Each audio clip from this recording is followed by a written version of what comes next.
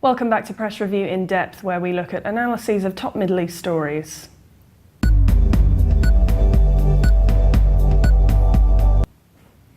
An op-ed in France 24 says that some believe that a new diplomatic alliance could be formed between Iran and Israel. The article says despite the country's current conflict, there was a long, friendly and mutually cooperative relationship that Jews and Persians enjoyed for centuries, which continued until the 1979 revolution. Some argue that since the Arab Sunni states will never see eye to eye with Iran and in principle reject Israel as an integral part of the predominantly Arab region, Israel and Iran would gravitate toward each other and seek a close alliance to counter the adversarial Arab stance. The article adds they point to the changing narrative of Iran's President Rouhani, who is trying to appear more sympathetic to the Jews, not Israelis' historical experiences. The author mentions the sea change brought about by the Arab Peace Initiative, advanced by the Arab League in 2002, which provided a vivid manifestation of the Arabs' new position toward Israel.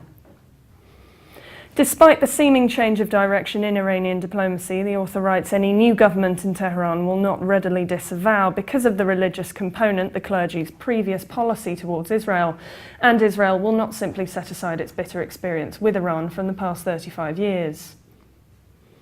The article says, however, that Rouhani is basically a wolf in sheep's clothing, and Israel will not buy into his charm offensive when, at the same time, Khamenei condemns Iran and calls it a rabid dog.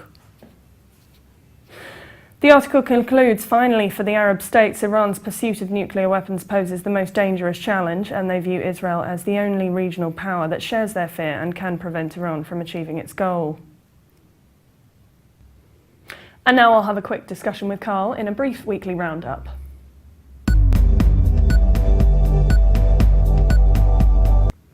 Welcome back to Press Review, weekly roundup. Carl, the biggest story in the international news agenda this week is obviously Crimea and what's going on there. I spoke to Omar Ismail on Wednesday about Turkish diplomacy and how, Turkey's role in what's happening in Ukraine might affect the Middle East more generally. It might, certainly. Today we heard about President Assad's support and full endorsement to President Putin in his stance in Ukraine and the Crimea dilemma. And let's also talk, once we started, about Syria, about the rebel forces today starting to get ready to invade Damascus.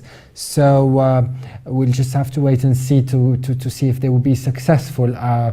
Chances are it's a critical area, Damascus. It's really controlled by the US, by the Syrian military and the Syrian army. So it will be a difficult thing to achieve in Damascus. What are they lining up in terms of the offensive? Where they're mostly they're just around. They're in the suburbs of Damascus now, and they are threatening to invade today, actually. Okay. Now, talking about also the Iran and P5+1 nuclear talks, we see a big clash, maybe, or a big contradiction between the Iranian president Hassan Rouhani, who's versus the Iranian supreme leader Ayatollah Ali Khamenei, who believes that there are no chances to achieve anything with Israel. Yet Rouhani is still going on with his charm offensive, and he showed sympathy to the Jews.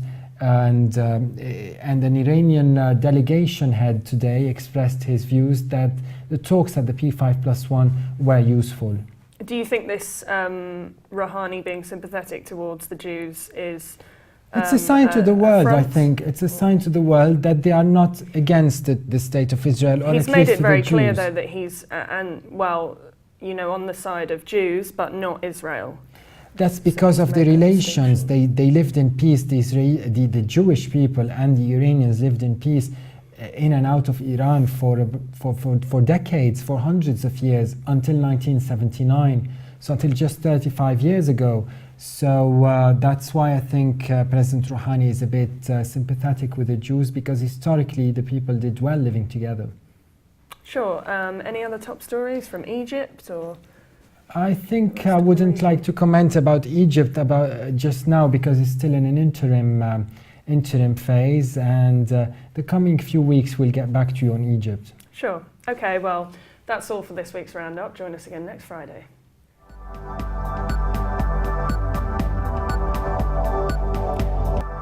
Bye for now.